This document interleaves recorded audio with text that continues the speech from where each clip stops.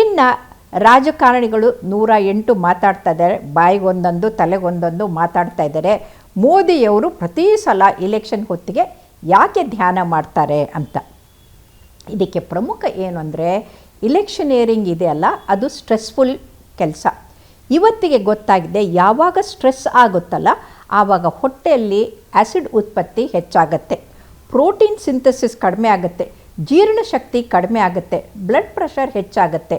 ಮುಖ್ಯವಾಗಿ ನಮ್ಮಲ್ಲಿರೋ ಜೀನ್ಸ್ ಇದೆಯಲ್ಲ ಅದರಲ್ಲಿರೋ ಟೆಲೋರಿಮಿದ್ದು ಆ ಲೆಂತು ಕಡಿಮೆ ಆಗಿ ನಮಗೆ ಮುಪ್ಪು ಅಂತಂದರೆ ವೃದ್ಧಾಪ ಬೇಗನೆ ಬರುತ್ತೆ. ನೀವು ನೋಡ್ಬೋದು, ಇವತ್ತು ಚಿಕ್ಕ ವಯಸ್ಸಿನಲ್ಲೇ ತಲೆ ಕೂದಲು ಬೆಳ್ಳಗಾಗುತ್ತೆ, ಮುದುಕರಾಗುತ್ತೆ, ಮುಖ ಸುಕ್ಕಾಗುತ್ತೆ. ಇವೆಲ್ಲ ತೊಂದರೆ ಬರೋದು ಯಾಕೆ ಅಂತಂದರೆ ಸ್ಟ್ರೆಸ್ನಿಂದ.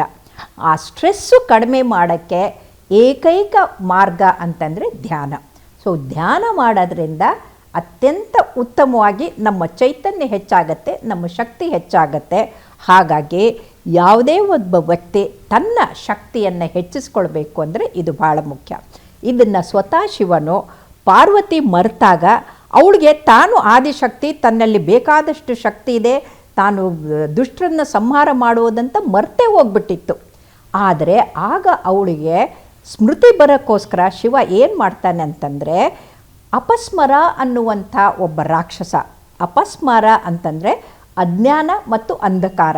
ಈ ಯಾವಾಗ ಅಜ್ಞಾನ ಇರುತ್ತಲ್ಲ ಅಲ್ಲಿ ಅಂಧಕಾರ ಇರುತ್ತೆ. ಅಂಧಕಾರಲ್ಲಿದ್ದಲ್ಲೇ ಕಣ್ಣು ಕಾಣೋದಿಲ್ಲ, ಬಾಯಿಗೊಂದೊಂದು ಜನ ಮಾತಾಡ್ತಾರೆ. ಆವಾಗ ಶಿವ ಡಮರು ನುಡಿಸಿ ಅವನ ಸುತ್ತಲೂ ನೃತ್ಯ ಮಾಡಿ ನಟರಾಜನಾಗಿ ಅಪಸ್ಮರನನ್ನು ಕಾಲಿನಲ್ಲಿ ಒತ್ತಿ ಅವರು ನಟರಾಜ ಪೋಸ್ನಲ್ಲಿ ನಿಂತ್ಕೊಂಡಿದ್ದು ನಾವು ಇವತ್ತೂ ಕೂಡ ನಟರಾಜನ ಮೂರ್ತಿಯನ್ನು ನೋಡ್ತೀವಿ, ಆದರೆ ಅದನ್ನು ಅರ್ಥ ಮಾಡ್ಕೊಂಡಿಲ್ಲ. ಈ ಇಲೆಕ್ಷನ್ ಕ್ಯಾಂಪೇನಿಂಗು ಕೂಡ ಒಂದು ಅಪಸ್ಮರ ಅಂತಂದರೆ ಅಜ್ಞಾನ ಅಂಧಕಾರದ ಒಂದು ವ್ಯವಸ್ಥೆಯಲ್ಲಿ ನಾವು ಆ ಅಂಧಕಾರನ್ನು ಅಂದರೆ ಕತ್ತಲನ್ನು ಹಿಡಿಯೋಕ್ಕಾಗಲ್ಲ ಅಂತ ಅಪಸ್ಮರ ಅಂತಾನೆ. ಆದರೆ ಶಿವ ಹೇಳ್ತಾನೆ ಅದನ್ನು ಸಾಯಿಸೋಕ್ಕಾಗಲ್ಲ, ಆದರೆ ನಿಯಂತ್ರಿಸಬಹುದು ಅಂತ. ಅವನ ಮೇಲೆ ಕಾಲಿಟ್ಟು ಅವನನ್ನು ನಿಯಂತ್ರಿಸಿದಾಗ ಪಾರ್ವತಿಗೆ ತನ್ನ ನಿಜ ಸ್ವರೂಪ ಅರ್ಥ ಆಗುತ್ತೆ.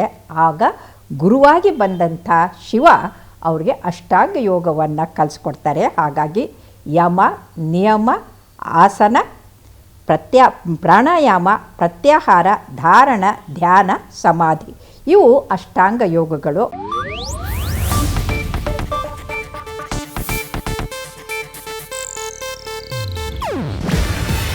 ಇದು ಏಷ್ಯಾನೆಟ್ ನ್ಯೂಸ್ ನೆಟ್ವರ್ಕ್ ಪ್ರಸ್ತುತಿ. ನೀವು ನೋಡ್ತಿದ್ದೀರಾ ಏಷ್ಯಾನೆಟ್ ಸುವರ್ಣ ನ್ಯೂಸ್.